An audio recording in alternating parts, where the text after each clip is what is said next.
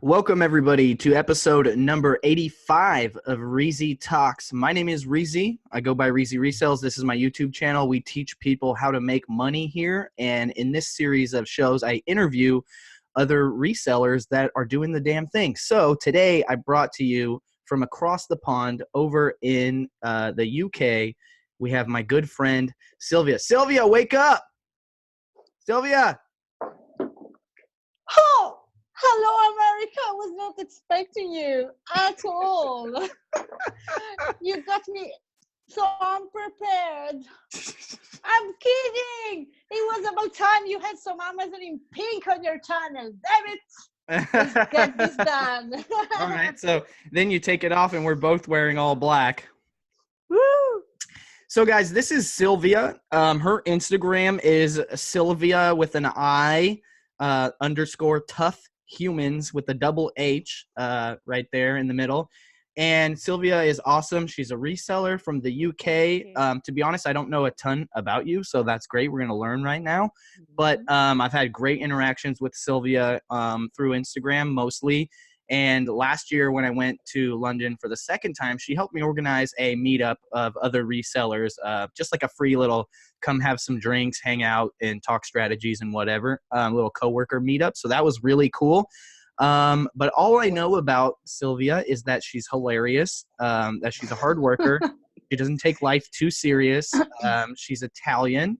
And she is a massive action taker because she does the Tony Robbins stuff. So we are going to learn who Sylvia is, what she does, what she did before, how much money she's making, where she's at, what's the difference between UK and America in a lot of these things. And so without further ado, I introduce you to Sylvia. How are you, Sylvia? Hi, guys. Thank you, Rizzy, for having me. I'm so pleased. As you well know, actually, you gave me a couple of years ago, the courage to just start playing around with Amazon because I was always so, not ready for it. I always felt like I was missing information. Were you still working a regular job? No. Okay. I'm a full-time reseller on eBay. No. When you were starting, you said a couple years ago. So basically, I started playing around with books because of you a couple of years ago, but nothing serious. And sometimes Christmas in 2017, and then at that time I was working as an events manager, Chelsea Football Club here in London, and I was working like 70 hours a week, traveling 3 hours a day, and not having a life anymore. Were you getting paid well? No. Okay. No. That makes it an easy decision. Yeah, but like always, I'm Italian. We come from a culture where you get into a job, probably it's a family business, and you stay there for 30 years. So this thing about jumping around like a Londoner does, it was not in my blood at all. And not even getting into like being the boss of myself or being an entrepreneur was not even in my mind. I didn't feel like it was my thing at all. Okay. And then did you do college? Yeah, I actually have a lot of education because I was one of those people that just felt like I didn't know enough. I wasn't ready enough. I was always so scared. So I have a bachelor degree with the top grade. And then I went to do an academy in Milan for 2 years for events management of live events. And then I also have a master degree here in London at the business school and events management. So yeah. Congratulations on all that stuff. Thank you. Are you still in debt for that? No, I actually, thanks God, like university in Italy is nothing like your fees. Oh, well. We don't get out with, hundreds of thousands of dollars in debt. You mean you're actually trying to help people? It's not a profiteering system? Yes. Yeah. Over here, people are trapped. You meet 50% or plus of people that you meet that are like, old enough to have gone to college, maybe, and working, maybe they're 30 or whatever. So they're working now and college is over. A lot of people have college degrees and carry, 40, 50 $60,000, $80,000 college debt and aren't actually using their degree. Yeah. And something my daughter has Yeah. talked to me recently. She works, she's roasting coffee at a very good company. I She's know. 18, and she has people that work with her that are 30, 35 or whatever that have degrees and aren't using them. And she's just starting her college Wow. degree. And she's like, this doesn't make sense, Dad. Wow. Yeah, no, it's scary when I hear about this, and I hear it a lot about just what's the point of college, etc., especially from Americans motivators. It really scares me because I really believe like education is important, Mm-hmm. and it really depends from person to person. Not everyone Right. is the same. Not everyone has the same journey. Like it would be absolutely stupid. Here, university is much more expensive than back home in Italy. Like you can get to £30,000 in fees in 3 years, but I think it's easier here to find a job for the university degree you have. So I think it's worth it. Right. Well, I mean, I just told my daughter, I was like, look, I don't care if you don't go to college, but you have to do something with your Yeah. life. And that doesn't mean just working your job, So you can stay here, no bills, don't have to go to college, but you better do something that you're proud of, that I'm proud of, Yeah. whether it's your music stuff or starting a small business or whatever it is, something, you know what I mean? Educating yourself and making it happen. So some people can't do that. Or maybe, you want to Yeah. become a brain surgeon or, a molecular biologist or, any of these Yeah. fancy positions. You probably definitely need to go to college for that stuff still. But do you need to go to Absolutely. business school and get $40,000 of debt, to learn how to run a business? Definitely Yeah. not. Do you need to go No. to take marketing college degree? When you get out, everything's going to be different already by then. You could learn more just from watching Gary Vee Yes. for 3 months. Yeah, I mean, it's challenging, isn't it? Like, I got my master degree done here while, like, I was working super full time, and I didn't have time to, waste 3 years of my life having a master degree. So I decided to go full time, master degree, full time work. Didn't have a day off for like 6 months. I was spending 18 hours a day in the library Wow. before the exams. It was really hard, but So it was one of my needless to say, you're dreams. a hard worker. Very hard Absolutely, worker. absolutely. And to be honest with you, I won a scholarship. Okay, I was great. awarded with a scholarship for talent. So I didn't have to pay £11,000 of master degree. Right. I That's could have awesome. never afforded. So let's go forward from there. When you were working 18 hours a day and are like very stressed out, I mean, obviously it's for what you want to do and you're a hard worker. How's your life different now that you're a reseller? I mean, I don't think you're working. I mean, you could, but I don't think you're working 18 hours a day anymore. No, not anymore, thanks God. And the great thing, Riz, is that I brought my husband in as well in the business now. So it's two of us at home, having time, having a life. I don't have a Lambo, as you can see. There No, is no Ferrari here. no We Ferrari, turn no books in the around garage. now. A lot of ebooks. But the thing is that everything was so fast. We worked so hard, but then basically everything happened in 6 months. In 6 months, we turn around 6 figures in the UK, which is In a very sales or quick profit. in sales, Okay. in sales turnover. With And retail basically arbitrage or books? retail arbitrage, online arbitrage, books, used toys, new toys, Yeah. So you beauty, did start at the everything. thrift stores then, or Um, charity yeah, shops, I should add, and car boot yes, sales. In the yes. UK, there's nothing called a thrift store, guys, if you're listening or watching. Uh, And there's also no Unfortunately, garage sales or yard sales. It turns out, when your country's been around for a lot longer than America, there's no room for anyone to have a yard. You know what I mean? Like in the country though, because I haven't been in the country a lot, but then I guess you don't really have a yard sale in the country because no one can walk to it or whatever. But like I just noticed that no one has a yard in London. Like almost nobody has a front yard. And even around cities, because we were like taking buses and traveling, anything I would see in or around London, no one had a yard. there I would are see, some. I would see occasionally someone had a backyard, and I was like, wow, that guy is balling. You know what I mean? Like you Yeah. have a backyard big enough to have a party in it in London. Yeah. Yeah. London is the city for the opportunities. What I found personally is the fact that I came here and I was hungry. I left, my family, my friends, my country, my son, my food, everything. And even my boyfriend at that time, who is now my husband, because I was hungry. I was hungry to achieve something, to build something. Don't get me wrong. I'm very lucky. Like my So you family, moved to the UK from Italy. yes, At I what left. age? I left I was 30. I And was so 30. are you a UK citizen now? Almost. I have indefinitely leave to remain, so they can't kick me out anymore. So you're With not all on this visa Brexit anymore, but you still situation. retain your Italian citizenship.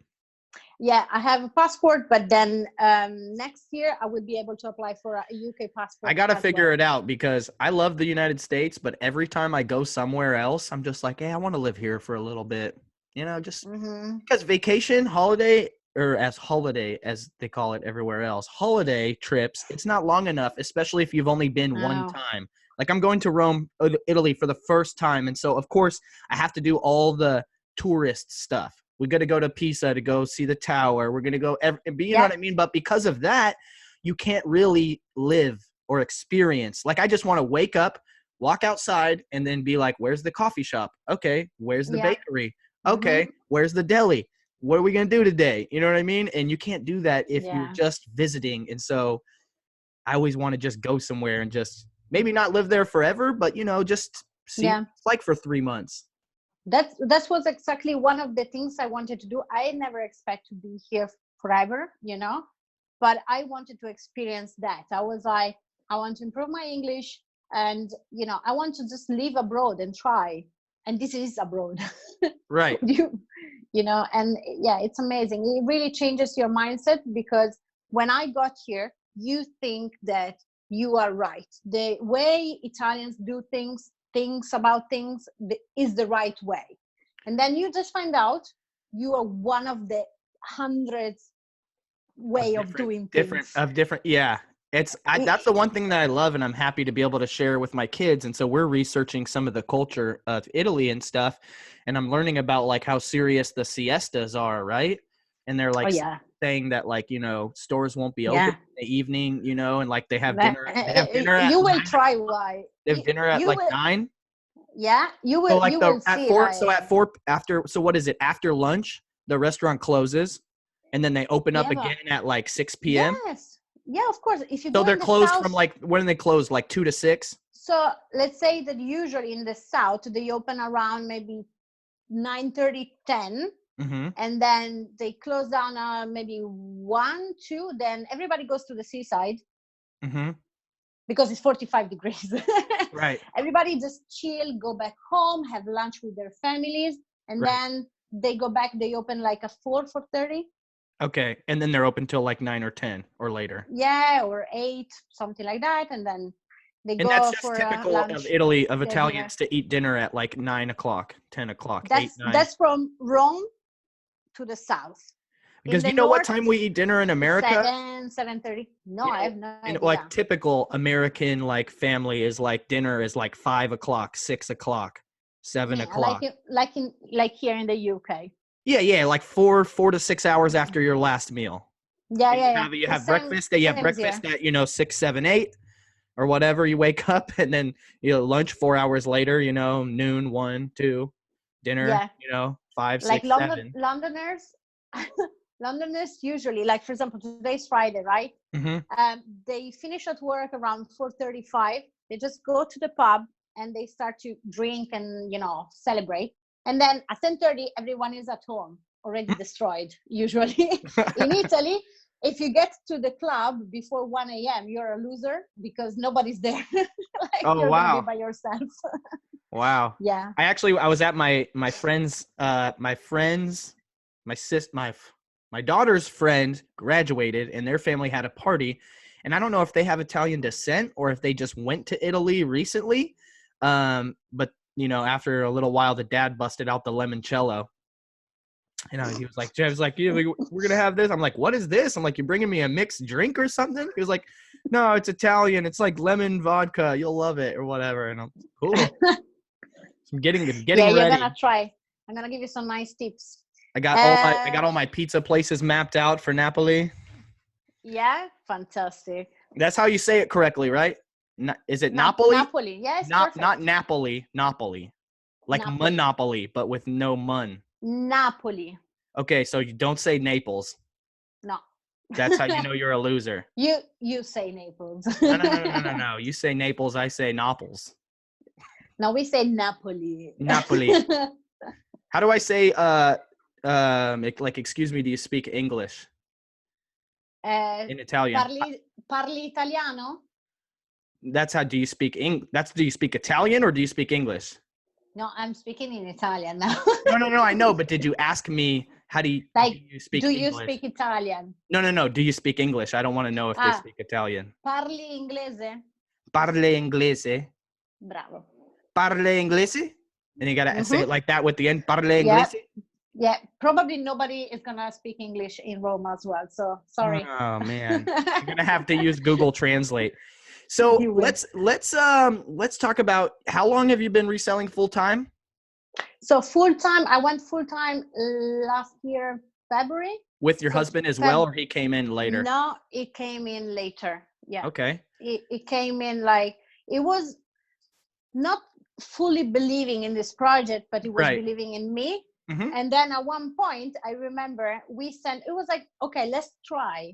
And we sent up our first shipment in August to Amazon FBA. And then we left for our holidays in Italy. So I remember we were just laying on the beach, like the proper laptop lifestyle. Yep. And basically, at one point, I was just keep refreshing the app.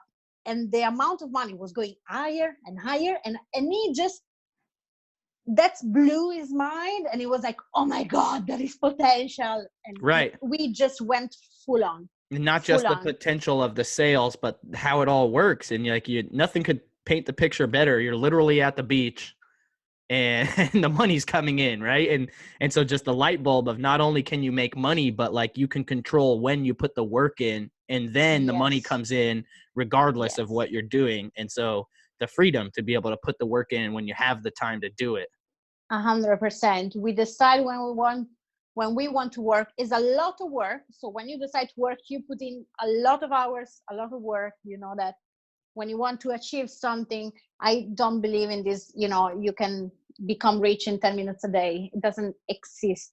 Right. So it's hard work. So I should just give up on my plot to like get rich and then just go to Jamaica and lay on the beach and smoke weed every day. Where is your Ferrari? I forgot the Ferrari.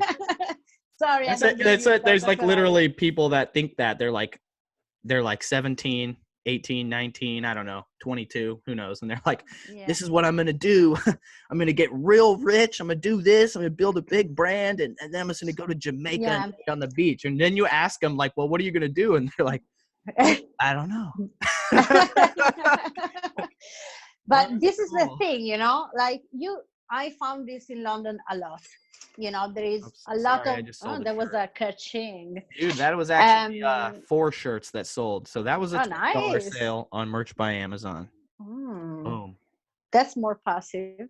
It's passive, but like passive-ish. Like you said, anything's not like fully passive, right? So like with my print on demand business, I have it's almost passive because I have someone who uploads and then I have someone who designs, and then I have someone who does customer service. Not that you have to do that on Amazon, but on Etsy. And so it's like the only thing I'm doing is like the higher level thinking where I'm like, I monitor what sells and I maybe go, okay, we can raise prices on these because they're selling well.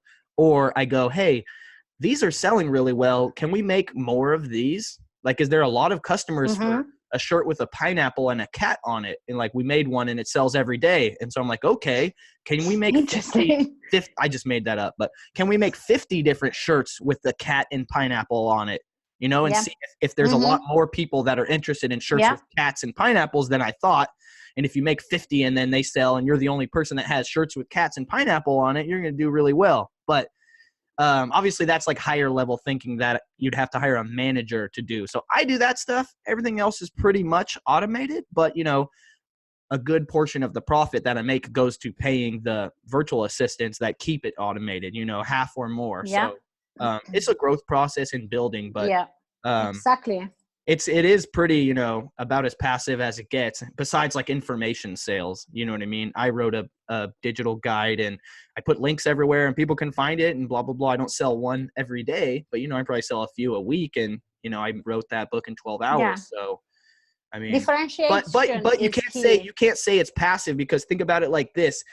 Did, you know, when those sales happen, are they really passive? Like they just happen? Like if I sold one right now, is that just money that's free that happened right now? Or do you go, Hmm. oh, well, it took 12 hours? Or do you go, well, it also took 3 years of social media building up his brand to where he could write something in 12 hours to where some people would actually buy it. You know what I mean? Or you Yeah. go, well, it took 35 years of my life experience to get me to this point. You know what I mean? Yeah, Everybody it's a thinks growth there's like the process. overnight thing, or you know what I mean? No one, it's the whole iceberg under the water. It's like, no, it took me 30 plus years of my life experiences to get to this point, you know, to where I am the way I am, to where I can see things and how I Yeah. see them, or be motivated by what I'm Yeah. motivated by. Yeah. And everything for me is like now, as you know, I'm pregnant. So we have, Congratulations. thank you. We have a new challenge coming in this Q4, which is a little hustler in mid Q4, actually. We're So going to start this, to roll. We're going to have to roll out the Reezy Resells baby onesies. yes, let's do it. Private label it. Yeah. So When being are you on due? phone, When are you due? the 13th of October. Okay. Wow. Yeah, she's Coming up, pushing already. Halloween baby. Yes, she's pushing already. I'm like, I don't know if I'm gonna get there, but to October. But anyways, you know, the freedom, like, what's the point? I see here a lot, because you see a lot of people working in Canary Wharf, in finance, and these people gain so much money every year, and they are broke. They live Yep. paycheck by paycheck, and Yeah, this is not freedom. they still spend it, and you raise Yeah. basically you raise up to meet your means, right? So it's like, what are, you Yes. know, and so you might as Yeah. well have, maybe make less money but have more time and more peace of mind and more, you know, just be more calm to be able to analyze the situation more. Because like you said, those people that make a lot of money, what do? They get off work, they go to the pub, they drink some beers, they go home, they Yeah. go to bed, they hate their life for a day and a half, and then they Yeah. go back to work on Monday. And at the Yeah. end of the year, They they're still broke upgrade their because they're so lifestyle. unhappy they have to spend all that money to upgrade Yeah. their life. Yeah. 100%. They upgrade their lifestyle too quickly, so they get a pay rise and they go to 100K a year, and then they find out, you know, upgrading their flat and their lifestyle, they don't go to the same pub, they go to a, you know, a The fancy better one. pub. They spend more, they go on holiday in another place, and they keep spending more and more and more, and they keep depending on, you know, their bosses and other promotions, Yeah, because they I want think the thing more. is that just generally a lot of people don't. Well, for one, financial literacy is really low. They don't teach it in school. I need to learn a lot about financial literacy, but people don't have a side hustle and also don't have financial literacy are really in a bad spot, because like if we need more money, we can have a side hustle. We can figure it out. We will do Yeah. something. I'll pick pennies up off the ground. I mean, that's an exaggeration, but I will No, figure it out. 100%. 100%. And the other people, you know, they're just not, they're not able to figure it out, or something, so they just keep going at, you know, what they know. But if you don't have that financial literacy along with that, like you said, you're just going to be broke. Like if you're going to make a really good job and cool, live the life you want, but take a big chunk of it and put it to the side. 10%, 20%, at least 10%. Don't be Yeah. foolish. Yeah. 20%, and put it to work. Like if you don't have a side hustle, your money needs to be your side hustle, and you need to be investing in, like, you know, Yeah. slow growth, But, secure investments and that have now, compounding interest. Reezy, follow me a second. So if I work in a coffee shop, okay, as a barista, for example, Mm-hmm. and you get a certain amount of money per year, you know, I don't know in America, here you will never get to 50K a year being a barista, for No, example. never. So Probably a max it's like, job of like about 20,000 a year. if I don't like my job, I'm just gonna leave it and find something else. It could be another coffee shop, it could be another thing, or I will go to another coffee shop where I become a manager. Okay. Right. Follow me. When you have a job where they pay you 100K a year and your lifestyle is 110K a year, wouldn't you be scared of leave your job? Yep. For Very me, it's scared. even a bigger chain that you put on yourself. Right. I think what it comes down to is people are different. Like I grew up so poor, I'm used to not having anything. And like I don't want a Lamborghini. You know what I mean? Like I don't want a super duper mansion because then I'm going to have to hire a maid to clean it and then take forever. I mean, if we don't get the maid, my wife is going to be pissed because it's going to take too long to clean. And I don't want to be trapped in my house anyways. I want to go outside. You know what I mean? That's why I live in California by the beach, you know? Yes, So, exactly. I'm the same. We are the same. But it's just like because I know people that have made well over 100,000 a year. I know one person that made over 200,000 a year that quit their job and started reselling from my content. And that blows my mind because like you said, the ball and chain, I'm so happy I never had that kind of success because as much of a hustler as I am, I can't tell you that I would have ever quit $100,000 a year job. I would probably still be hating my life and living my $100,000 a year job. You know, family would be good. We'd have some vacations, but I wouldn't have anything to show for it other than that. You know what I mean? So I totally agree with you on that. And the same thing is like when we talk numbers, you know, I can see it on social media. When I say at one point, I just woke up one morning, I was like, let me check my sales, overall sales on Amazon. And I was like, oh, okay, we are a 6-figure business. You know, it doesn't work like, you know, you become a 6-figure, 7-figure business and you get out and you buy a Ferrari. Yeah, okay, nope. I can rent a Ferrari. No, I mean, yeah, $1,000 a day, no big deal. You know, but why? People, for me, it's about what is important for you. Right. Well, people over glorify business too. And I'm going to use a little example of the cafe that my daughter works for. They just opened their 4th location in town and they are killing it. Right. And they also have a roastery and a 5th location planned. So they have 5 spaces, soon to be 6, and they have 3 owners.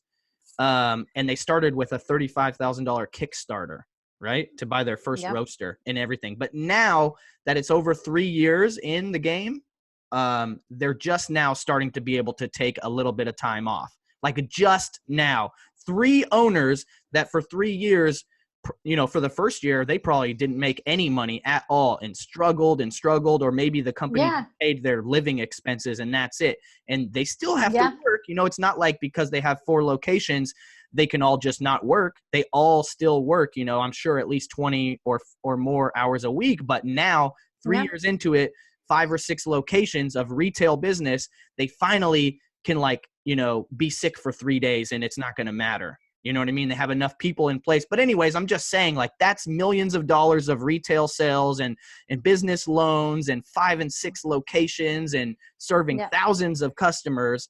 And it's just now able to support, not even, you know, without them working at all, 3 owners. So I think people really romanticize the idea of, and society teaches us this. I remember being a kid thinking, if I made $100,000, I was rich. There's for some reason that's the magic number. 100,000, you're rich. And now I'm like, man, 100,000 isn't shit. You know what I mean? Like that will go so fast, especially if you're just trying to live off of it. If I was working here in London and my salary was 100K a year, I wouldn't probably have left straight away because I wouldn't have spent that money. I would have reinvested that money. That's the difference. Right. Is like, why should I go and, you know, buy a Ferrari? Why should I go out and buy a huge car? You know, we built a 6-figure business with a granite trolley traveling by bus. Right. And we have no car. Yeah, that's amazing. And it's something about the mentality of what's the difference between this person that when they get the money, they're like, oh, now I can get the car, and that, you know, they're in debt. They don't really own any of that stuff. You know what I mean? Versus someone like me or you that's like, well, you know, we're making a bunch of money right now and we could do this, or, you know what I mean? We could just pretend like we have a lot less money and then do Yeah. something Yeah. important with Yeah. them. Even if you're not doing nothing but just putting it to the side for future Yeah. security, because which is not the best thing, but a lot of people don't have any savings at all. So Yeah. if you don't have a That's 3-month or a 6-month safety net in savings, please yeah. start that. But there's a lot more to that is putting your money to work. A lot of people say, Reezy, I don't have $500 to start this business. You know what I mean? Well, stop drinking juice and soda, start drinking water. It's great for you, and save up those $2 to $6 at a time, or you don't have to be as drastic as what we did, but we ate at the homeless shelter because we humbled ourselves because it's free food for people. We weren't homeless, but we ate there. They were happy to serve us, and we saved our Yeah. money that we would have spent Yeah. and used that to start our business. So everybody, you can start it if you really want to, but you have to decide, how bad do you want it? Can you humble yourself enough? You know what I mean? Yeah. Like, it's not like you have to go ask the neighbor to feed your kids or anything, but I agree. if that was what you had 100%. to do to start your business, are you humble enough to ask your neighbor? You know what I mean? Yeah. Can you There feed is my all kids this tonight? thing that you can see on the social media about, like, oh, you should, stop drinking your latte at Starbucks for $7 something, and just start putting everything on a side. And I agree with that. No, I agree with that. If you're hungry enough, you want right. to build something, just go around your house, start to sell the shit you have in your house. Because, guys, we have a lot of items that are just there. Yeah, ka-ching. They are just sitting there. You don't need them. I'm sure every American has 2,000, 5,000 worth of At least junk in their house. $500 worth of stuff. The poorest people, guaranteed. Absolutely. Everyone can do it. I started selling, my first sold was like a CD of David Bowie to experiment, that I bought for 25p, and I resell it for £6.50. And I was like, oh my God, there is potential. And I just went Right. crazy. That's awesome. That's awesome. So if you don't understand, 25p is 25 pence. So it's like pennies, Yeah. cents, and turned it into, 6,000% ROI. Yes. Which, Uh, if you think about that, is like, oh, Sylvia, how did you find potential and opportunity in a, but I got so excited. And this is what you have to do, guys. You need you to have to get excited. see the That's true. potential, get excited, and really put a lot of time and effort in, And pour the watching steam. YouTube videos. And yeah. Yeah, pour the steam on it, right? Because I think you're like me, where it's just like one person that you really trust shows you that it's real, and then you're ready to do it. And then when you do it yourself, you're like, oh my God, it's so real. Like, I already knew it was real and thought it was real. Reezy said it was real. I just did it. It's actually real. Now all we need to do is do it thousands of times. Yeah. From my dissertation, we have the dissertation here. When you finish the master degree at the business school, you make a lot of research. And I read so many business books, and all these business books were saying that, over 80% of businesses fail within the first year of activity. Yep. While another 80% of the 20% left fail within the first 3 years. Wow. And we are turning around, traveling by bus, a six-figure business, and we have zero debt. Yep, it's amazing. No, people don't understand it. That's why I want to tell everybody, man. It's like, I understand. I know, because I've made some money from reselling and from social media and whatnot, and I've invested 5,000 to this company, 5,000 to that, 10,000 to this company. I'm not allowed to invest anymore because I never got any of my money back. They all went out of business.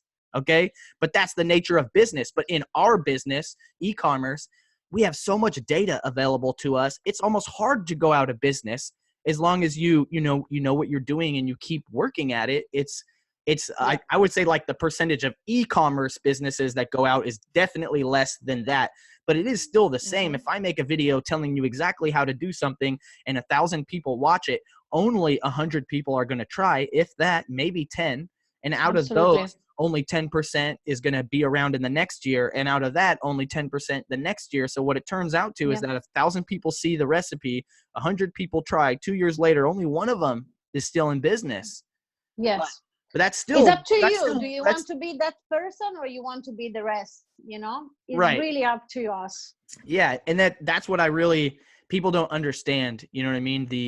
And also in other countries, I don't know how it is in the UK, but I have some followers in like, Middle East or other areas, and it's a lot harder for them to start a business than it is for us. Like in America, I can start a business right now. I could start 10 businesses in the next 10 minutes. All I need to do is basically say their businesses in my head and then make transactions, and it's a new business. Later, I can figure everything else out. Yeah, the UK Business is very, very license, easy. Very easy UK compared too. to Italy. So other countries, I think it's illegal for them to make transactions if they don't, have the proper business licensing through the, you know what I mean, including anything simple like a yard sale. Like you can't have a yard sale in some countries unless you pay $5,000 to the government and get this form and this, you know what I mean. And so it just makes it so it's a lot harder. There's a huge barrier to entry. If you live in a country where you don't have that, please go to the yard sales, charity shops, thrift stores, car boot sales, dumpsters. Seriously, people are in America and UK, I'm sure, are making a living pulling stuff out of the trash and selling it online. Yes, and America is even crazier. When I watch YouTube videos, I'm like, oh my God, I wish I had a goodwill that big. Here we have small charity shops who think they are boutiques. Right. So you need to really work your way through them, And a lot of them, I'm sure, too. Yeah, it's nothing like in America. So sometimes what's the marketplace for? I get frustrated. What's the free marketplace for selling, like Craigslist? What do you guys have? There is Craigslist, but it's completely horrible here. No one uses it. For selling weed. Oh, no. No, just like, what do you sell? Where do you put, but if you have a couch and you don't want it anymore? I actually sold my sofa 2 days ago on Facebook Marketplace. Okay, funny. Yeah, so Facebook Marketplace is becoming a thing then, so yes, you can source on Facebook Marketplace. You don't have a lot of there might is be better a lot off of people on doing Facebook. it. Yeah, London is a challenging one, right? Because it looks like, I don't know if it's for the Brexit, there may be some kind of economical crisis is coming. The pound that's actually important because currently selling on, if you're listening or watching, you don't know, European Amazon sellers are very lucky to be part of the EU, which is what we're saying, right? European Union. If the UK exits, they're not going to be part of the EU, and we're not sure how that's going to affect the Amazon sellers in the UK because currently what happens with the EU Amazon fulfillment network is they have fulfillment centers in different countries. And I'm kind of just talking to the audience right now, but Sylvia, when she sends her stuff into the fulfillment center, it's not just available to UK customers. It's also available on Amazon.it, Amazon.es, Spain, that's Spain, Germany, and France. Yeah, so Spain, Germany, France, Italy, and UK. And so they get a huge market. In America, we don't have that. We send it to America, and they don't even let it go to Canada or to Mexico. I don't know why, but it's not like my product can be purchased on .com and shipped to Mexico or Canada or Italy for that matter, but you cannot buy it on Amazon.mx or Amazon.ca. Which is how the EU works. Yeah, the past months have been totally different for who sells like myself in the other marketplaces here in Europe, because nobody was, even now, nobody knows what's going to happen. Right. Many businesses are moving their headquarters from the UK to the what is going to be the European Union after October.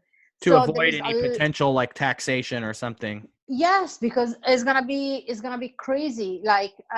So when you for you guys, your Amazon seller app will show you the money you made in the UK, and then you have to drop down and change it to another country to see the money. Yes, exactly. So you have to look at it for 5 countries and then add it all together, including currency conversion in your head, right? Yes, and I need to say that the first times I was selling in Europe, I lost a lot of money because I had this automation thing. Basically, I was listing my product in the UK, and it was automatically listing it in other 4 marketplaces with the price Amazon decided. And I didn't know. So I was like, what is going on? And the fees Oh my God. So how does that even work? So if you list an item in your account, it automatically goes to the other marketplaces, or? So now I've asked Amazon to remove that feature. So Okay. I can choose in my listing where I have the listing for the UK, and then underneath you have the 4 marketplaces in euro, and you can make your own price. The fees are just insane, Reezy. So you really need to find that product Right, where right. there So is when you're zero pricing your items competition. across marketplaces, you're using currency conversion calculator, etc. Yeah, but it keeps changing. Right, The sterling has dramatically dropped. right, So it's almost the same as euro now, but you pay so much more fees right. to sell in euro. Obviously, in America, the customers buy way, way more. But Yeah. with the whole Mm-hmm. EU, I think it's kind of getting closer. It's a lot of people compared to just the size over here. But they don't buy as much. I don't know. What's your take? Do you think the European buyers will ever buy as much as Americans do? So no, like I think the UK are really big spenders compared to the other European countries, Mm-hmm. like You can Italy tell or because a lot of their Spain. sales are go to UK. Yes, but also because, for example, in Italy and in Spain, Amazon is just becoming a thing little by little now. Right. So my mom would not even think about buying from Amazon. My brother, until last year, and he's, 27, he would never thought about, buying Right. online So stuff. I have a I It's have a very new. I have a theory that I recently came up with. Previously I always thought that, hey, everywhere will always it'll get like America eventually. And I've told people this. Like I sell in Mm, mm, Germany, and I'm like, mm. well, it's this baby. It's just America 8 years ago. Wait, it's gonna speed up. Give it 4 years. But Yeah. I have a new theory that I think that maybe Amazon had a great chance to get to where they're at now, because when they started FBA and they made the shopping experience so better for everybody, that was when online shopping sucked. Online shopping really sucked. All you had was like eBay and weird Hmm. websites and whatever, and then Amazon made it super easy. And then so it's good. But every other country where Amazon didn't take over, all of these countries were watching, and all the businesses, and even in America too, they all started to do better at online sales. You know what I mean? And so now Amazon trying to break into other marketplaces, it's not as easy because their shopping experience is not so much of an improvement to what people were generally used to before. Because Hmm. I was talking to people in Australia, one guy, he was like, I don't know if it's ever going to work here, and I would like to think that it will. Mm. But he was like, look, why would I buy Vegemite for $8 on Amazon when I can get it for $8 from the grocery store, and they have free shipping and they ship it to me? And then I was like, wait, Okay. the grocery store has free shipping? And then he's like, yeah, all the grocery stores have free shipping for like the last 4 years. And I was thinking about now, I was like, wait, yeah, all my grocery stores pretty much have free shipping too now. But I No, don't here think about no. that because it was, you know what I mean? So put it all Yeah. together and it's like, wow, maybe in the future, maybe Amazon just never works in some countries. Like it just never works, just doesn't take off. And maybe, Asda is the leader of online shopping in, I don't know, the UK or Germany or Yeah. whatever, right? When I first started, I was so surprised, to be honest, because in my head, like, in Italy it doesn't work like that. We really look at the prices and we just, compare prices. We have this kind of mindset. Right. Um, like here, I was so surprised. I was like, why everyone can find this glass at Tesco and for £1, and they're buying it from me on Amazon for 10? It doesn't make any sense, you Right. know? It's And just all about the time, right? Like in it's about time, right. And comfort. and where people live and the cost of living, so where I live, it's very expensive. So most people who live here have to work very hard to afford it. Either all of the time or you're just rich. You know what I mean? So otherwise Hmm. you're working a lot, two people, or you're just rich. So the more you have to work, because the more expensive it is, the more your time is valuable to you. And people's time is worth different. So for you, sure, you might go to the store and get that for £1, but it actually takes you, I don't know, 40 minutes to go to the store and Yeah. come back. Hmm. Someone else Yep. might make $100 in an hour. And so for them to pay Yeah. £10 for that thing, they actually saved Yeah. $90. Yeah, and you know what as well? I found out that basically, for example, let's say that I just went to Tesco, right? I go back home and I'm like, Tesco, just to let Jesus, everyone know, Tesco is like, that is it like Walmart or no? is much smaller. Right. Like, So what is it? Just like a small grocery store, or I've yes, been to there a are Tesco, but it was a really bigger small one. Like ones. I went to one that was Yes, like in London, and it was like a what we would say like a convenience store. exactly. And then you can find a little bit larger ones, but nothing compared to yours Okay, so shops, guys. Nothing. the larger ones have more like household goods, like you said, some cups, some plates, some toilet paper. Yeah, exactly. You find a bit of everything. The smaller ones cost more. Like Right. Tesco Express is small and it Right. usually costs more than the bigger one, etc. But then, So you you were know, talking about sourcing at Tesco though. yeah, like one of the shops, and basically it's like I go back home after being, at work and at Tesco doing my grocery shopping, and I'm like, oh my god, I forgot my toilet paper. I don't know. They can't order it from Tesco. Tesco requires you to have at least 40 pounds of grocery shopping in your trolley, Right. online trolley, to make a shipment to you. They don't come the next day unless you pay maybe £7 for the delivery, even if Tesco is right 10 meters from your house. Right. So it's like, okay, I go to Amazon, I get my toilet paper, and it's here tomorrow at 11 a.m. for free. Right. And I pay more. you maybe paid double what you would pay at Tesco, and so the seller could maybe make some money on that. But it's if you would have had you didn't have to order 400 rolls of toilet paper and wait 2 Yeah, days. exactly. Yeah. Wow. So currently, what's your main business model right now? So I'm really focusing. I'm getting away. Before I was like, oh my God, I want to do 500,000 in sales by this date and da da da da. And now I'm like, no, who cares about the turnover? Who cares about how much money I sell per month?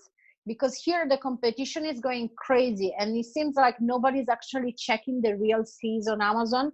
So Right. I know a lot of sellers are actually losing money Right. out of their products without even noticing it, because nobody does the boring job of admin, Right. Right. and Well, checking also the the real fees. fees. Also, you guys are behind America. We have much more fees than you guys do on our We Amazon can, now. we So you can guys get are to 42%. right, but on a smaller stuff. But what I'm saying is that like you guys still have it made because we have more fees, and but it will probably get here eventually, right? And so I was talking to Luke Pastor, and he was saying, same thing. People are it's so competitive. People are losing money because ever since the long-term storage fee changes or whatever.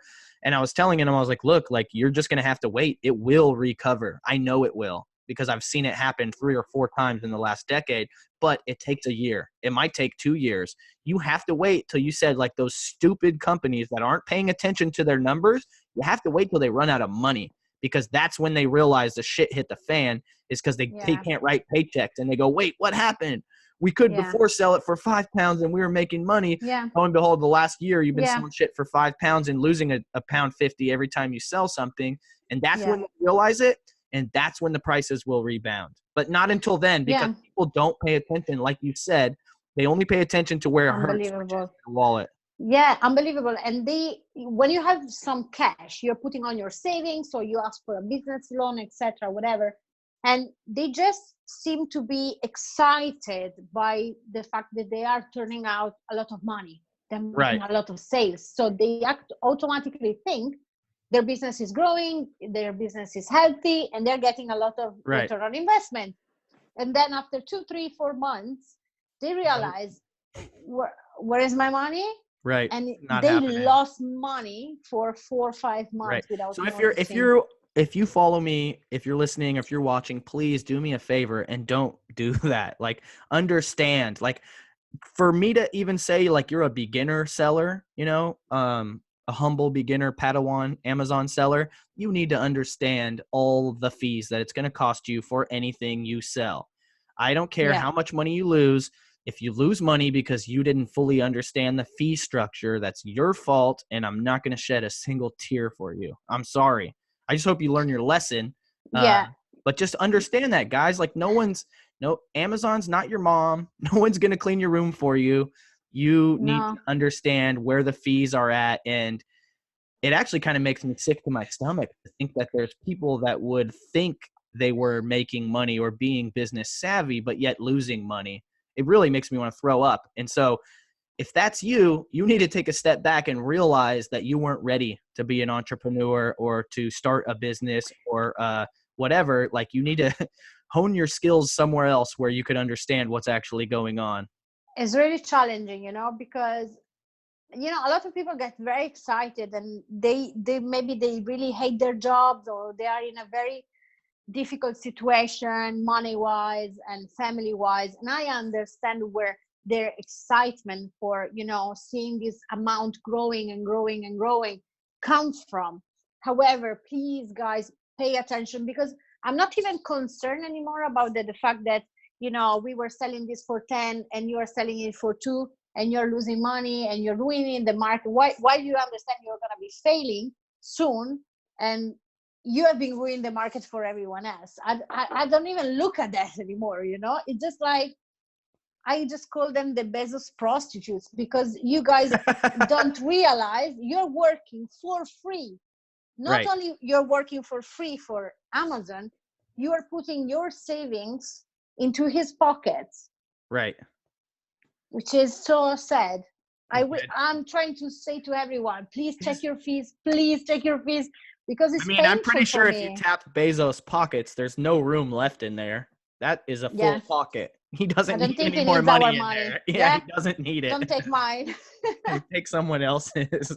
Please, So I think we went off topic a little bit, or I distracted you like a I little always bit. do. But your current like business model is retail arbitrage or wholesale or online arbitrage or what? And So loose breakdown percentage. my husband does retail arbitrage, so I literally send him the products to look for, especially the one that are really really difficult to order.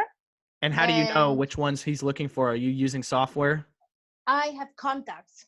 I have made contacts, so contacts are really important, guys. So like Be your own little private mastermind of resellers who help each other out.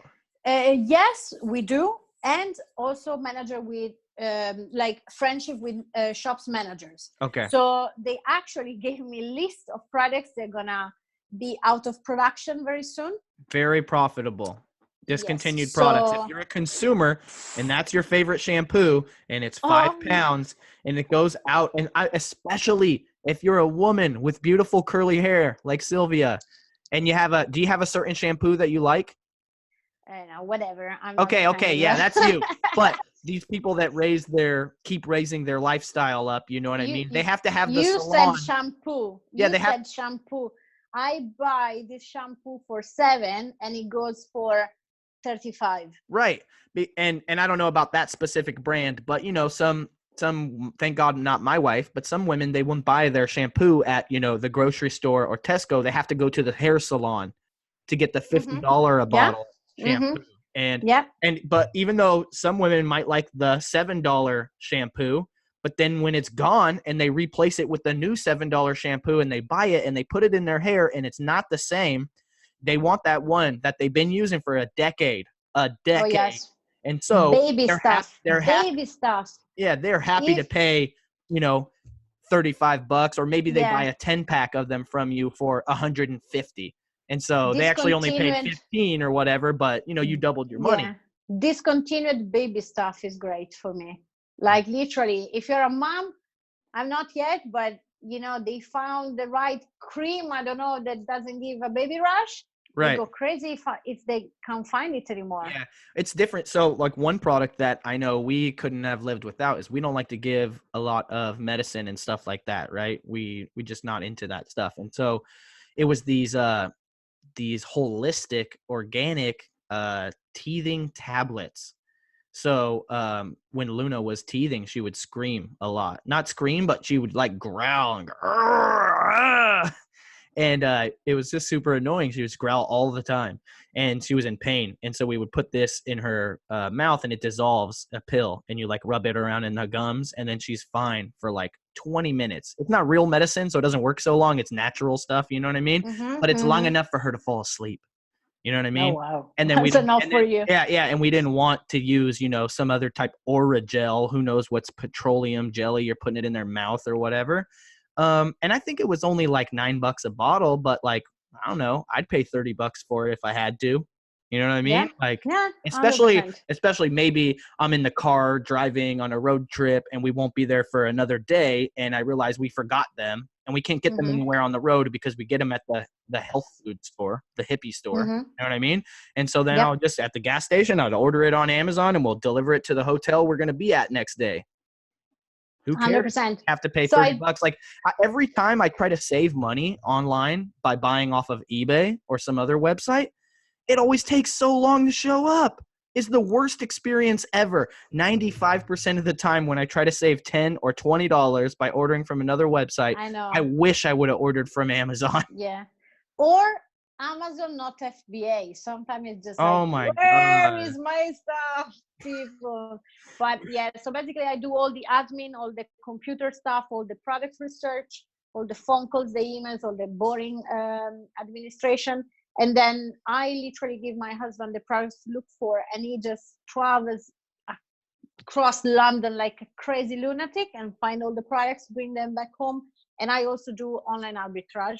So Now that's so we are cool. So I getting, know, this saying, absence makes the heart grow fonder. You know this saying or yeah, no? no, American saying. Basically mm-hmm. means that like when you're away from the people that you love, when you get back together, it's a very stronger love. You know what I mean? Do Yeah, you know but what I when mean? when Amazon is on its way, it's like No. So when like we pack up so stuff so like like crazy. me and my wife we butt heads, argue, you know what I mean? We're both Geminis. But I started to notice when I would take I'm a when I would Gemini. when I would take oh hey, what's up? When I would take road trips and I would come back from a road trip, or flying somewhere, everything's like, bullshit doesn't matter. And you get, you build a strong team. And a lot of people say, Yeah, they don't want to work with their spouse because they would be around them all the time. And then you know what I mean? It's more opportunity to get mad at each other for stupid stuff. And so I'm curious. He's out doing the yeah. footwork, and he comes We back had at to the end, get there. and he comes We back at had, the end of the day. Then it's like, yeah, hey, you're we back. Welcome home. Like, pasta. yeah, exactly, But exactly. we had to get there. I will not deny at the beginning it was tough until when, because I was used to do everything by myself. Right. And so even learning how to delegate and teaching So him, did and he then get to do what he wanted to do, or did you just tell him that's what he was gonna do? no, basically we managed arguing and fighting. We managed to find the right thing for everyone. So it Right. just is on completely logistical part. So he Yeah. does all the things. I do the labels and he prep Right. everything and does the shipment. He does retail arbitrage. I do online arbitrage. Yeah. So It's we important to have. worked our way through Yeah, to it. have everyone do their own thing. I know some people in some relationships, whether it's business or marriage or whatever, they split everything equally. But that's not me and Rosa. We're both better Mm, at different stuff. You know what I mean? She takes care of the family 100%. for the most part. I make all the money. She makes sure we're still alive. That's pretty much Yeah. it. Yeah, no, exactly. No, but it's amazing, Rizzi. It's a huge, huge, huge opportunity, but you need to also be prepared. So don't do like myself. Like you have to wait, 100,000 years before actually finding the courage to think, okay, I'm ready to Yeah. So try. that's it. But don't burn yourself. Right. Well, really, real quickly, I'm gonna make I went and saw the new Toy Story movie last night. Let me switch on the light because it's becoming night. Okay, it's fine. So I'll wait a second for Sylvia to come back over here. So I saw the new Toy Story movie last night, and I don't want to create any spoilers, but there is a line in the movie that says they're talking to a toy that was sitting on a shelf in a store that eventually left the store to live their life.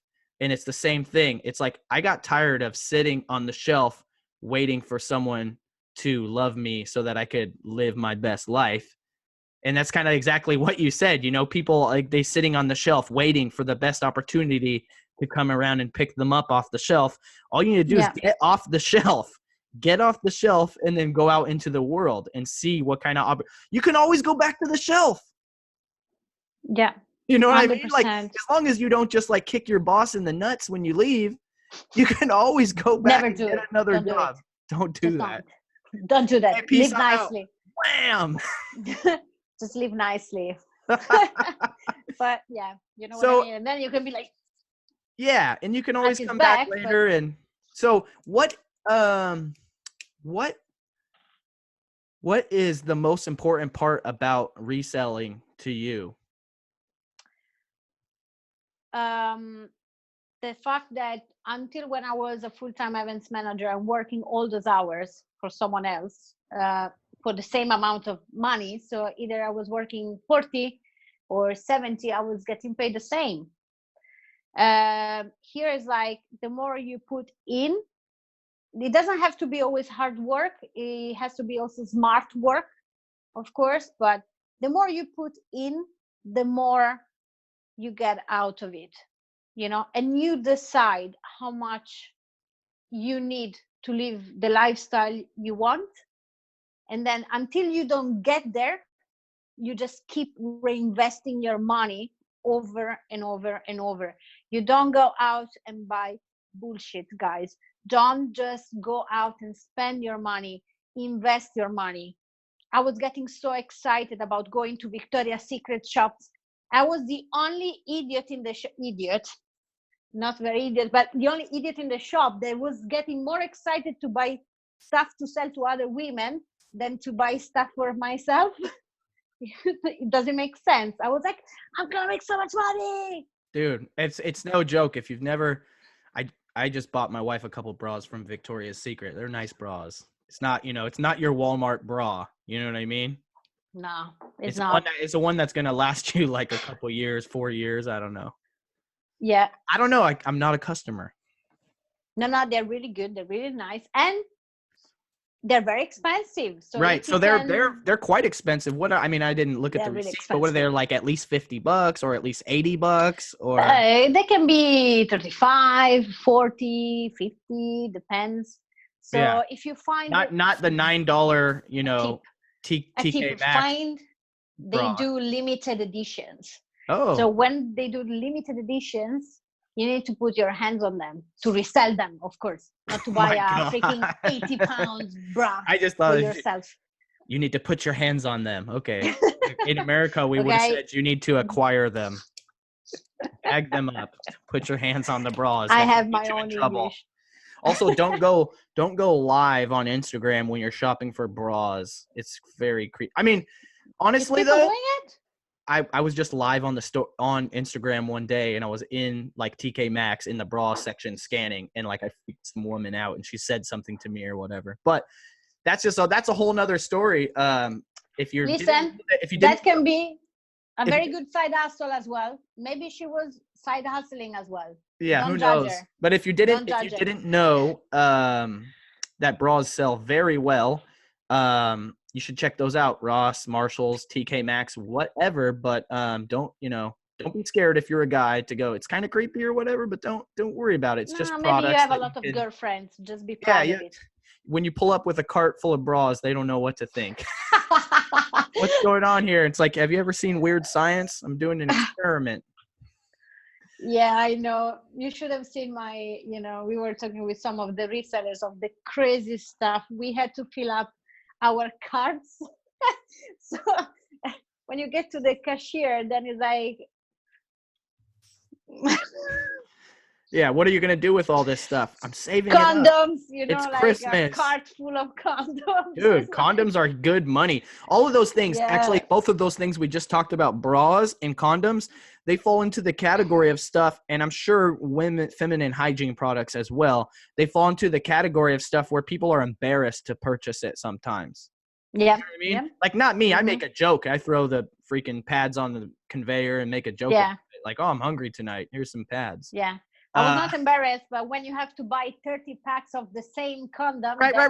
But you know what I mean? Some people are, they don't want to go to the store just to get that. Absolutely. Or Of maybe they go to course. the store with their kids, and so they don't want to throw that on the, Of course. or whatever. But, or maybe they don't want to have people looking at what bra they buy or whatever. But there's so many reasons why people like shopping online. I was at a birthday party last weekend, and I met a guy who makes well over 6 figures as a tech programmer.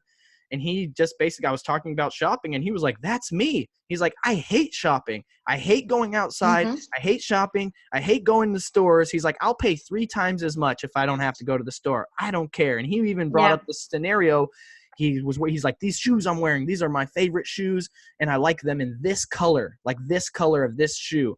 And he's like, I can never find it anywhere, like in retail. So he always has to buy it online, but he only likes that brown color, brown with Okay. brown. He doesn't want red, black, green, nothing, white, just that brown one. And Yeah. he has to pay whatever the price is on Amazon. Yeah. Imagine that. This is a whatever shoe. It comes in 15 colors. This one person likes only this color. And he told me he's been buying that same shoe for like 5 years. For 5 Yes. because he doesn't want to make a new decision of a new type of shoe to wear. He likes that shoe and he wants to wear that shoe for the rest of his life. And they don't make it anymore. And he only wants that color. So from now until infinity, he'll be buying your supply on Amazon.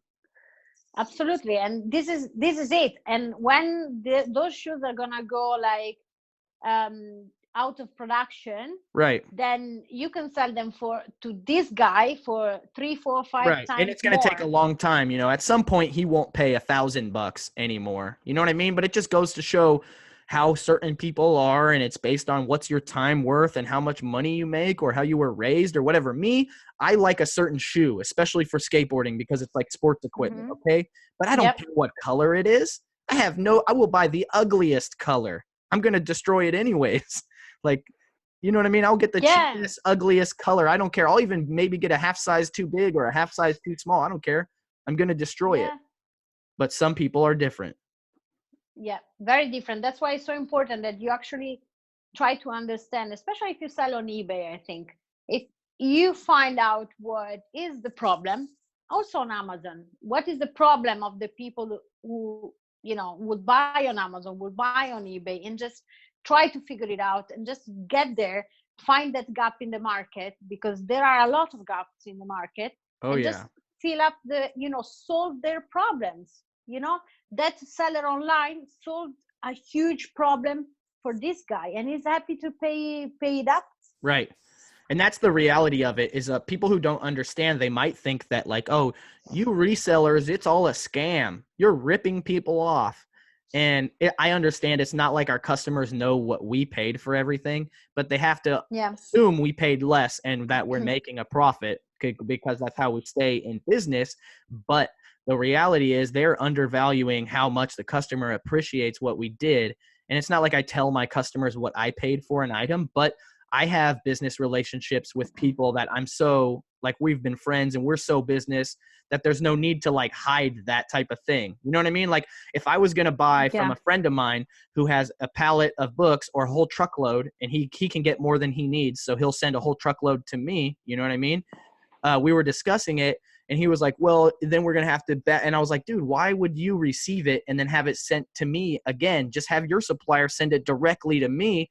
And I was like, I don't care what tell me what the price is. What do you want me to pay? What's it worth it to you? I don't care what you're paying for it. If it's worth it for me and you're making money, let's do business. You know what I mean? And actually I really value that type of relationship where that's a solid business relationship where your customer is buying from you and they pretty much know your margin and stuff. And they're just still happy you're solving the problem. You know what I mean? Yes. And I think I'm sure what I mean. When I started on eBay, I was pricing up buying plushes for 50p, and I was putting some of them up for 40 pounds, And at one point, there was one lady, she was in Spain, and she paid something like 18 pounds for shipping. And she started to write me in Spanish. And I was like, mate, I don't know what you're saying. I think maybe you want to deal with the price of shipping. You want to pay less. And she then translated in English and she said, oh my God, thank you so much. We bought this plush in Disneyland, I don't know where my son was 3 and he loved it and he lost it and I can't find it anywhere. And now I have another one. Thank you so much. Oh yeah. That's amazing. I saw a similar story from a reseller who sold a plush. And it was a bunny, I believe. And it was like, same story. Thank you so much. my daughter, this is her toy she sleeps with every night, and the dog chewed it up, or she lost Yeah. it on the road trip, and she's had a hard time sleeping since then. And now, you've got it, and it's a, who knows, a vintage Yeah, thing that the grandma gave to them or whatever. So you absolutely. can't go get it at the store, but we find Hmm. one at Goodwill for 1p and then sell it to them for 40, and they are happy, like very happy, like literally they would have Yeah. paid $200 for it. And it's the same with fashion, with everything. I got girls saying, "Oh my God, I've been looking for this dress from Zara for 3 years and I couldn't find it. Oh my God, thank you so much!" And they are Right. so happy to pay it up for it. Or or even after they get it, thank you, I wore it out, I got a lot of compliments. You know what I mean? Or in the Yeah, feedback, no, it's like amazing. So right now there's a company called what's it called? I don't know why I'm at a loss for words, but it's a famous American spice company. They make spice packs, right? It's like $1 or $2 in a bag of taco seasoning. You know what I mean? mm-hmm, Meat mm-hmm, seasoning. mm-hmm. And people Yep. have literally grown up with these products, and they like don't know how to make tacos without this seasoning, or they don't know how to make meat what is it, sloppy joe sandwiches or meatloaf if they don't have the meatloaf seasoning packet. You know what I mean? And it's all whatever, but then they're discontinuing it, or they make a new version and it doesn't taste the same. And there's Yeah. how many housewives that have been making that meatloaf for their husband for 30 freaking years, and that's going to be a problem if that meatloaf doesn't taste the same next week. Yes, They're and buying them also for for Italians, $50, even though we get it for $2, or it's on clearance because it's discontinued for 50 cents. They're buying them for $15 a piece, and we're putting 5 of them together and pay $250, and they're paying $75 for it. And the reason is because to them, it's worth it. It's Yeah, not a it's scam. It's important. because it's worth it to them. People don't Yeah. buy stuff if it's not worth it to them. No, 100%. And that's why I believe a lot of people is appreciating it, because that's a service. They don't have the time to travel across the UK charity shops and find that plush, Right. in another country. It's impossible. So you find that unique item and you put it online, and they're so grateful. It's So it's all it feels it's all good. about finding the market gap and the demand. That's why I love traveling, because I get so much ideas for selling stuff, right? For T-shirts when I'm in different tourist stuff or seeing people, or what did I buy when I went to Disneyland Paris? What do you think I bought? Oh, yeah, I saw it. Oh, Yeah, I bought all the really cool Mickey Mouse, stuff that said Paris Disneyland on it. We got yep. pins, Paris Disneyland. I got all these different ears that are like, Paris Disneyland 25th. They had overstock on clearance because they have too much. So it was half price. And it was basically anything that said Paris on it was half price at Paris Disneyland. And that's all the stuff that Americans want because you can't get it. Yes. So they could Yeah. buy it from ebay.it in Italy, but then they have to pay exorbitant shipping to get it to America. And if you're a smart reseller, you bring an extra empty suitcase with you whenever you travel anywhere, and you fill Hmm. that thing up and then bring it back across the pond Yeah. for free. So I brought back, like 100 different headbands, and you could see them in my eBay store right now. They're not selling very fast, but for the next few years, I'm selling these things I got for like $10 each for 60, $70. I think I have it listed for $64.99. And if anyone send me an offer like up to like 30, I would probably take it. Yeah, of course. But it's just Like, like, you know what I mean? You have to be able to recognize opportunity. It's the same thing, right? I yes. know a friend of mine has a clothing store, used clothing store, and he deals with Japanese buyers that come from Japan, and they buy all the Levi's, all the Dickies, all the leather jackets, and then they take it back to Japan and they sell it for a ton of money because to their niche market of Japanese that want Hmm. this certain type of American style that you can't get in Japan. Yeah. And it's literally Hmm. stuff that would sell for nothing special, $10 jeans in America, and they're taking them back to Japan and selling them for $50. Yeah, absolutely. As you said, opportunity is everywhere. And I know for sure you have noticed that probably compared to 5 years ago, 3 years ago, 2 years ago, 1 year ago, Amazon has become much more competitive, because I've noticed the difference in 8 months, Yep. I've noticed it a huge difference. But at the same time, I'm like, no, it's going to be more difficult, but it means that out of 100 people, 98 are going to give up. Right. It's still the same thing about it is just like it's a little more difficult, but like we're not there yet. You know what I mean? The buying is going to increase so much more. This is just the very, very beginning. The very, very beginning. Like in 5 to 10 years, the online sales could like what I don't know the statistics now, but I think e-commerce, at least in America, is like 50%, 60% of sales or whatever. Hmm. It's going to get to 90. Do you know what I mean? And that's going to be so much more traffic. And there's going Hmm. to be new websites. It's not always going to be Amazon. You know what I mean? There will be new websites Yes, and new yes. Looking opportunity. forward. Yeah. And it's just, it's a great time to be alive because as long as you're paying Yes. attention, you can make something happen. I was looking the other day to invest a little bit of money in the stock market. So I was looking into inflation, how do you call it in English? And where this Brexit thing is gonna go, because when the referendum, the people voted for Brexit to happen, literally the sterling dropped dramatically. It was a huge loss. But I'm sure a lot of people knew that and made a lot of money out of it. So again, Right. where a lot of people lose, a lot of people find the Yeah, well, you opportunity can't you and can't get lose money if richer. someone else isn't making money. That's just how it goes. Unless you like 100%. literally put it in the trash.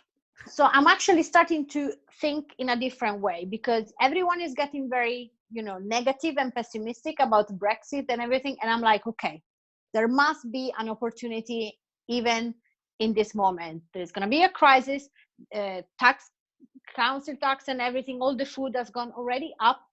And where everyone is going to be crying and be negative, there must be an opportunity. I need to find it. Yeah. So And you basically know what I figure was out thinking? everything that everyone's mad about and then try to think about, well, how can you solve that problem on the other side of the equation? Because yes, they're mad that they have to pay, this much and blah, blah, blah. I'm going to make diapers myself out of paper towels. Forget that.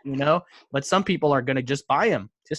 Sorry, I got stuff to do. I got to Yeah, continue. you know what I noticed? I've noticed that because I was in contact with a few Italian companies who have been invited from Amazon UK to become vendors. So basically, I don't know if in America it's the same.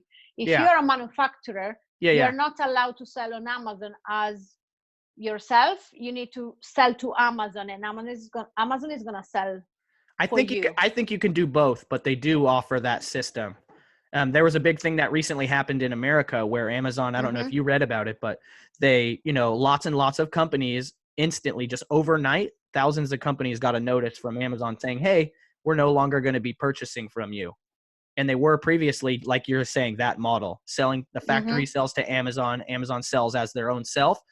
Hmm. And guess what? A lot of those companies, when they started to work with Amazon, they had to increase their factory size, hire more employees, build new Yeah. lines, take on debt to afford, and then Amazon shuts them down overnight and wants them to be, and also at the same time, here's how you become a third party seller. Let me give you the instructions. So now here's these companies, they trapped them, right? They were making all this money. Well, now they can't pay the bills and stay afloat because Amazon's not Yeah. buying from them. Now they have to sell it themselves or they're going to go out of business. And Amazon trapped them like that and then gave them instructions on how to do it because let's face it, Amazon's essentially in the realty business. They want to charge everyone to store the products and ship them. That's where they make all their money, not. And then the brand equity Exactly. off of being the best online store that makes, Amazon so great. And these vendors in Italy, they had to ship their products to the UK.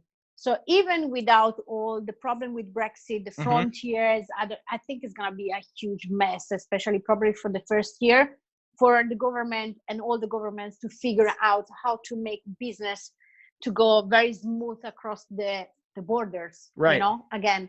So I was like, okay, so already these vendors in Italy, they have literally no time. So basically, when they ship their product, they order the product, they ship the product to Amazon UK. By the time they get to their warehouse here and they get processed, etc., and they go live, Amazon has already sold out all their products for a very long time, which means there is a huge gap between Amazon being on one product and being able to replenish. So you have to fill up, we will have to be able to find those gaps and fill them up. So if the frontiers are going to go crazy, the borders are going to go crazy, all the shipping is going to be much slower, there might be a huge potential for us that we are here already to just buy from the same manufacturers in much lower quantity, get it here much quicker because they don't have to fulfill hundreds of units to Amazon. Right. Because you get 10 units, they just throw it in a box, not Yes, 20, exactly. not 500 pallets or whatever. Exactly. So there might be actually a huge Or opportunity there. maybe you live close enough to the border of a country and you can drive over the border and pick stuff up. And obviously there's laws about importing and stuff, but from what I know in Canada, in America, as long as it's not $500, you don't have to declare it. And so there's businesses that their whole business is we'll drive your products over the border from Canada to America or vice versa. But if it's over $500 of product, they just make multiple trips. So, I imported like There is always $4,000 a of way, something isn't from it? I imported like 4,000 of products from Canada, and they take it to a warehouse right over the border in America and then ship it straight to Amazon.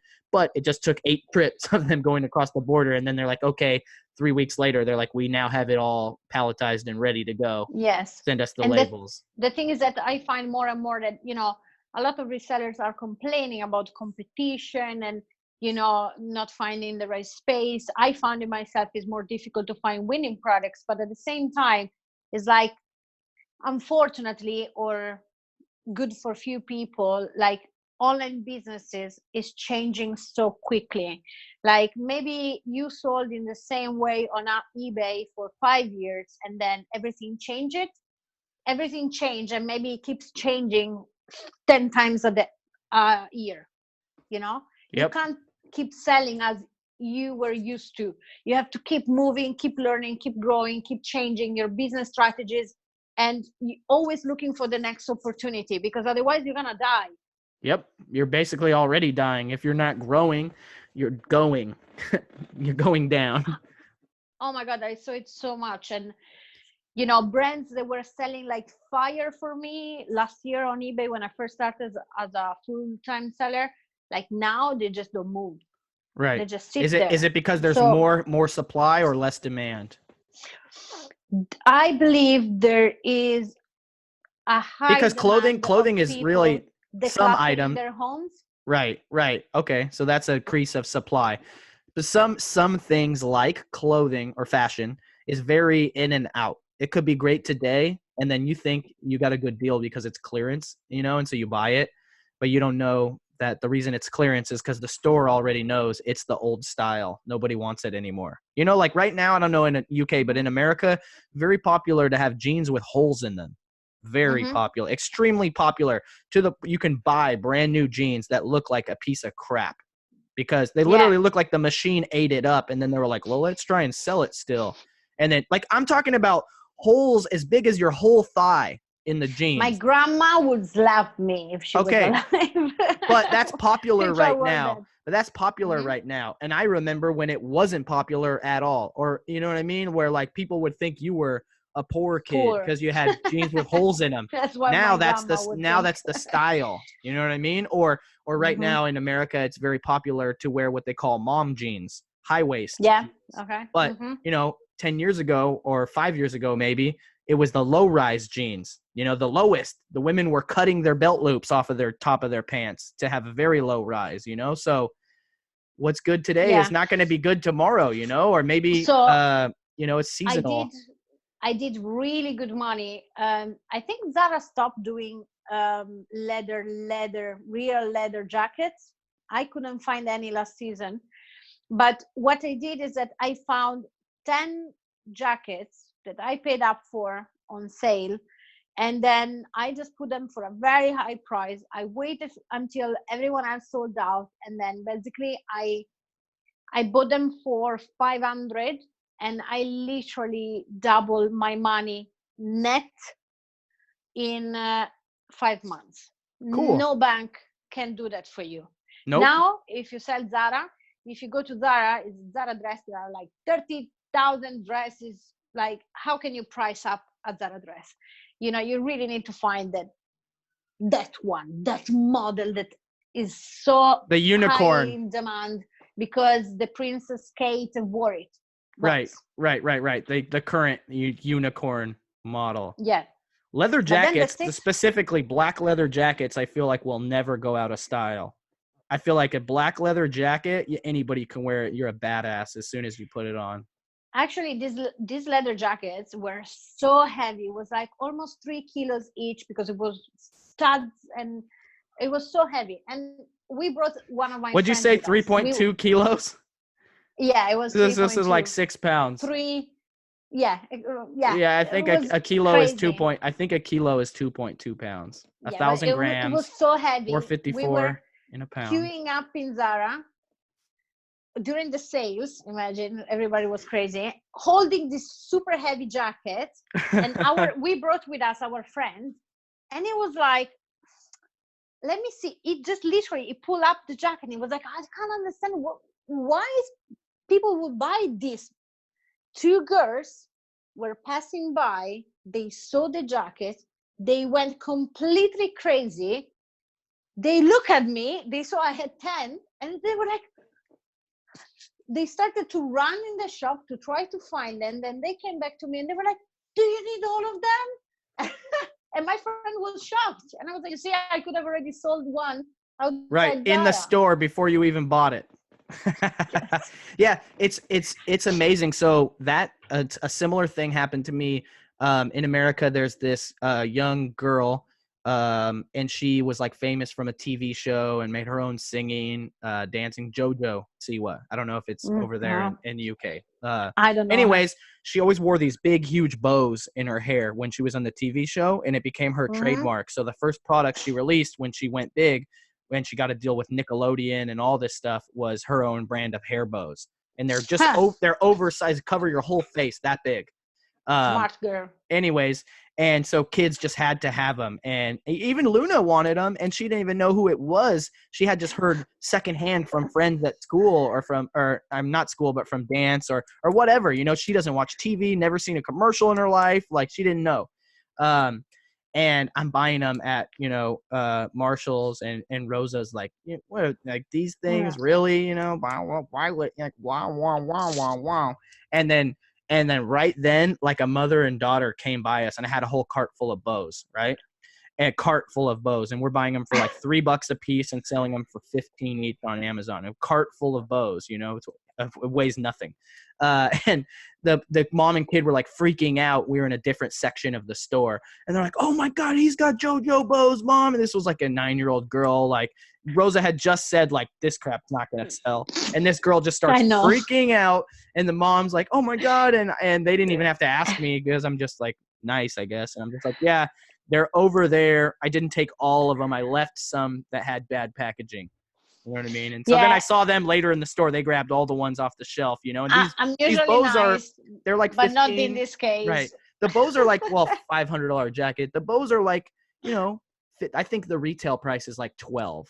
And so selling them for 15 is not a stretch, but getting them for $3 is like really cool for someone who wanted them. Maybe the parents didn't really want to buy it for the kid, so, but whatever. It just goes to illustrate, marketing creates demand. No, it's crazy. It's crazy. So my suggestion is really to not giving up, but getting well informed, check your fees, make sure you know what you're doing, because this is not a game. And just because you're making sales doesn't make you're making profit, and you're not losing money actually. So you really need to, you need to understand whether it's a side hustle, whether it is your full-time job, whether you want to become full-time, you want to stay part-time. You have to find out what the heck is going on behind the scenes. You can't just jump on the products and check with the app and think that the app is going to actually give you all the real fees, because it doesn't work like that. I don't know in America. Here it Right. doesn't No, work like it that. definitely doesn't. It definitely doesn't. And I would like to add to that, and I know we already said it before, but start out with free stuff. Start out with the stuff that's in your house that you already have. Maybe you want it, maybe you don't want it. Maybe you think you want it, and then when you find out how much you could sell it for, you'll realize you don't want it that bad, and you'll sell it. Yes. You'd Maybe be you think amazed. it's worthless Yeah, and it's you not. probably have Check it out. I mean, you'd be amazed. You might have a cup in your cabinet that you could care less about, and it's worth $25. It's vintage, a Absolutely. collectible, a Mm-hmm. Garfield cat Yeah. cup. Or you might have, a an antique pen that, you know, was your dad's or something. I don't know, whatever. It's $100 gold pen. You didn't know it. You know what I mean? Like, oh wow, it's Yeah. a 14 karat gold pen. I didn't know that. Or, you know, maybe you have a book in your house that's worth 20. I'm just like looking around, you know, maybe you're a sneakerhead and you have a nice collection of sneakers, 50 pairs, 100 pairs, and you're not a reseller, but you could maybe deal with having only, you know, 5 pairs of shoes or 10 Yeah. pairs and sell 40 of what you have to subsidize going forward. You know, make, if you're a collector and you're not super hype on your collection anymore and you want to become a reseller, maybe you should liquidate that stuff, Yeah. you know? And another thing that I found is that, everything at the beginning can be a little bit heartbreaking. Like Yep. everything at the beginning is difficult, can be Mm. difficult, you can perceive it as difficult because you are getting out of your Because comfort it's zone. new. It's new for you. And it's new. I remember when I was doing my first product research, real product research, online arbitrage for Amazon. I was spending hours trying to find the first product to sell, and I was getting so frustrated. And then I'm a very stubborn person, so I know that when I get to that mindset, I need to Mm-hmm. keep going. I can't give up. I Yeah. never So, but let myself what like that, so basically, like, get in the game, guys. Understand it. Don't be scared. Start with the stuff. Start liquidating the stuff that's already around you. That's not going to cost you anything to Yeah. actually sell. Yeah. And you're going to make mistakes. I promise you, you're going to make mistakes. I promise you, you're going to lose money. And the reason I say that is because We you're all do. learning. You're learning. And so you need to make these mistakes to Yeah. get to the next level. Even if I tell you everything, you're not going to get it all. But when you lose money, you'll realize it and you'll remember it. It's Yeah. very important. But when you get started, focus on the process, not the profit. So if you have Learn. this thing in your house and you don't need it anymore, maybe you paid $10 for it, and when you sell it, you're only going to make $3. So really losing money, but it's $3 and you don't need it anymore. And more valuable Yeah. than the $3 is you learning how to make a Yeah. shipment to Amazon, how to sell it, how to look at the sales, how to figure out the fees, how to talk to the customer when they have a message. Maybe you sell it and it shows up broken, and now you have to return it, and now you get to learn what it's like to return or to deal with an unhappy Yeah. customer or all of these things. But focus on the process, not the profit, because if you start out with zero cost inventory and you focus on the process, not the profit, it's all going to be upside. You're not going to be Yeah. sad or lose money in any way. And when you have the process down, then you can be much more comfortable investing money into growing your business and buying inventory that costs, you know, $1, $5, $10, because you don't just go to buying $500 jackets that take 5 months to sell right away. You don't Yeah. do that. You know what I Exactly. mean? No. And there's a lot of people who has maybe just $1,000 to invest, and they go out and they invest the whole money on one product or two products. That, I think, is a mistake. I mean, Yep. you could be lucky, Yep. but why not investing, finding 100, Yeah, they say, of a lot of winners? people say in America, they say an inch deep, a mile wide. So for you guys, a centimeter deep, kilometer wide. Yes, Yeah. exactly. Just try 10 products, 20, And you know what's 50. great about that is that it allows you to see what has the possibility to go deep. You know what I mean? If you buy 10 of 100 different things, now you have 100 things for 100 SKUs, each with 10 items. You get to see which one takes 6 months and doesn't sell. And you also get to see which one sells out in day one. That one that Yeah, sells out on exactly. day one, you could buy more. Yeah. And also when you start with selling the stuff you have at home, I never see it like, oh my God, I paid £50 for this item, and oh, it's going for 3. I don't see it like that. I see it was sitting in my cupboard. I made from 0, I transformed it in 3, Correct. 0 into 3. I don't see I paid 50, I'm just making 3. Yeah, because I'm that's a that's loser. a sunk cost. You already spent it. There's nothing you can do about it. This is 0, 0 into 3, full stop. And the next time you want to spend some money on some bullshit around the shops, you're gonna think, is this something that is going to hold this value? Is something that Right. I will be able to double my money That's on? a really good point, because that $3, you'll remember, hey, it was 50, so that's a Yeah. $47 loss. That wasn't a great Hmm. investment as far as cups goes, because I think about that too. As thrifty as I am, there's certain products that you want to buy brand new because you want the warranty or whatever it is, and then Yep. I buy the certain brand or the certain model that I know is going to last for a long time. Like Yeah. I could get a cheaper computer. I don't have to have a Mac computer. I could use a Windows computer, but when I want to sell my laptop 2 years later, the Apple computer is worth at least 50% of the original value 2 years later. No PC laptop will ever be worth 50% of the Yeah. value you paid 2 years later. And you know what's the same thing? It's like a car. When you buy a car, by the time you get your keys, that's already worth 50% less. Yeah, especially if it's brand new. Exactly. So yeah, I think all this reselling thing really changed my mindset. And really my suggestion is to do the same. Just stop spending. You don't need things to be happy, guys. You just need people and finding what you love, and Experiences, activities.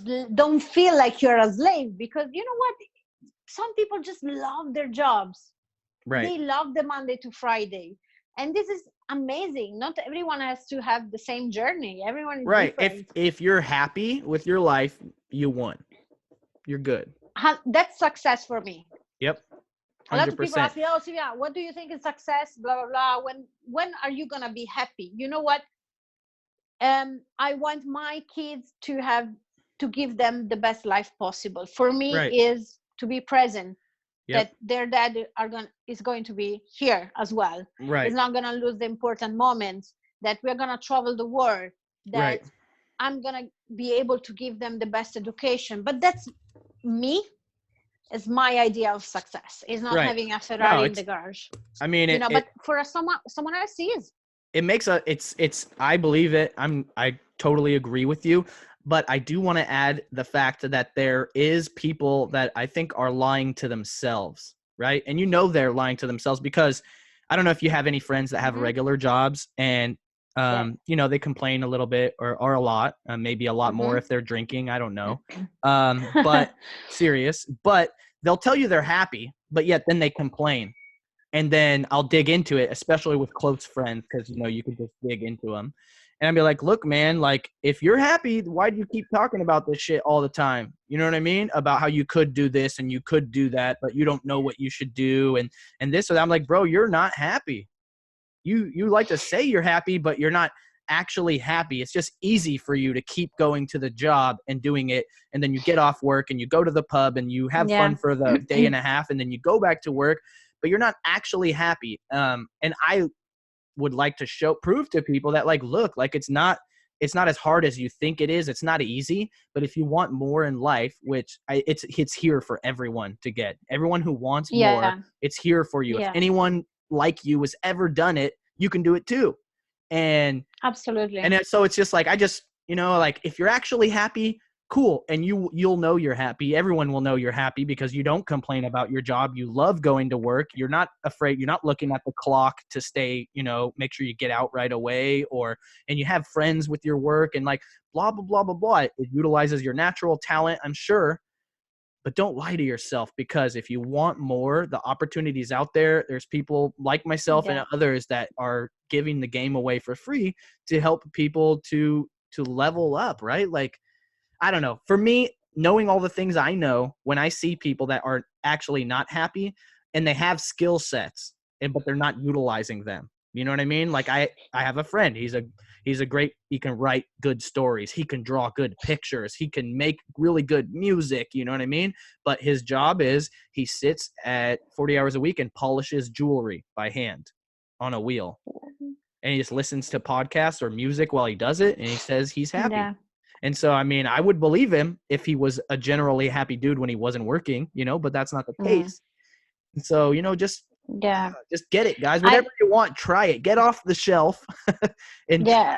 try to live your life, because life is not going to wait for you. I guess that's why, we connected as well. And that, I think that's why you are on social media and I'm on social media on a different scale. But to prove people that it is possible, that is hard work, that it doesn't just get to your head, 10 minutes working 10 minutes a day or dreaming 10 minutes a Yeah, it day, that doesn't fall it from is the sky. possible. Yeah, exactly, thank you. That it is possible. It's hard work. It depends how much you want to scale it, but at the same time it can allow you. Do you want to pay for an extra holiday for your family? You can do that reselling. Yep. You can have all your bills for the house paid with reselling. You can do it. You You don't know have what to be full my time. favorite thing about reselling, besides just obviously it's lifestyle related for me, not necessarily money, but it's been so long for me that I've ever had to say no to something because of schedule wise. You know, like this. Can we? Like, you want to go to this concert? I don't know, man. It's on a Wednesday. Like, I don't care what day it Yeah. is. It doesn't matter to me anymore. I don't even know what day it is unless some part of my schedule is like related to someone else's schedule and they have a schedule. And so then I know, oh, it's the weekend because Rosa's home from school, Yes. Yeah. or Yeah. Luna doesn't have any activities. That's why I know it's the weekend, not because I'm so damn thankful it's the weekend, a I day, always a day is a day to me. Exactly. Like for me, Friday, Saturday, Sunday is the same. We work Friday, we work Saturday, we work Sunday. And then if Monday we want to take a walk and going somewhere, we do it, Yep. if this allow us to, for example, fly back home on during the week instead of going out for a weekend and paying triple the flights. Is many things, guys. And I hate now going anywhere in London in the weekend because it's full of people everywhere queuing up, Right. while I can go in this beautiful place on a Wednesday You could evening. go on a Monday at, Yeah. at 10:15. You know what was the sad thing when I was working full time is the fact that when you work in events, you work especially on the evenings and in the weekends. So everybody was like, yeah, let's go out for a drink. And I'm like, I'm working. So it was a contrary, it Right. was like, I was like, okay, and now I'm off on a Monday and everybody's at work. So You know what's even worse than that is that my last job, I worked at a skateboard shop, which I really wanted to do for a long time, a skateboarder. But it really sucked because it was just retail sales, and then all your friends would come in and they're like putting together new skateboards, like, well, we're gonna go on a trip, we're going out of town, and then you're like, I'm gonna be here selling skateboards to kids who can't really skate yet, Bye guys, yeah, that's fun for me Right. as well. No, Exactly. same So same that's thing. that's the for me, because I never was that Lamborghini guy or whatever. Maybe down the road, but just being able to do what you want to do when you want to do it, and not have anybody besides my wife tell me what to do. Brava Rosa. Brava Rosa. Awesome, but yeah, man, I have to go. I do have a couple things to do, so I'm gonna wrap this up. But I really, really appreciate your time today, and I'm It excited was to share this interview with everyone when it comes out. just just one thing is the fact that it's unbelievable, the fact that 2 years ago I was watching your videos and who is this Reezy guy, how is scanning books, and then I started watching your videos and copying things and getting more and more into Amazon and consuming your content. And the fact that I'm here today, and I'm so grateful because when you have the courage to get out there, I had the courage to get into social media and tell people what I was doing and reach out to you. When you get out of your comfort zone, and then today I'm here, it's unbelievable for me. So Right, thank you. because then magic can happen after that. It does. Unknown, And I see unknown, you in or as London. some people like to call luck, but I Yeah, just call it magic. You gotta set yourself up for the magic. totally. Law of Awesome. attraction and Yeah, hard yeah, work. yeah. So thank you so much for joining us, Sylvia. And you know what we say around here when it's time to go. Bye bye. Ciao, No, ciao. that's what you say in Italy. Here on the Reezy Resells show, we say, if you ain't flipping, You ain't sleeping. you slipping. Thank you so much, Sylvia. I'll talk Ciao, to you later, guys. and I will see you in London soon. In On the London. 20, I arrive on the 8. 26th. Yeah. I'll be there the 27th. and the for the event. 28th. So I'll see you Yep. on the 28th, I believe. Lovely, guys. All right. Everyone is waiting for you. It's gonna be very pink. Oh, very this pink. year. Okay, watch. I'm Very gonna show up pink. in the all pink Reezy Resells shirt. Yes, do. I'm changing all my branding to pink for Sylvia. Yes, guys. Thank you so much for having me. All right. Have a good day. Is it daytime over there? It looks day. No, it's nighttime. Okay, right now it's That's why it's 1:20. It's we like 9 didn't go p.m. for you. live. 9 p.m. for you? 9:30? I think so. 9:30. Yep. All right. Awesome. So I'll see you in your actual time zone pretty soon, about a month. Yes. All right. Ciao. Ciao. Don't hang up yet. No.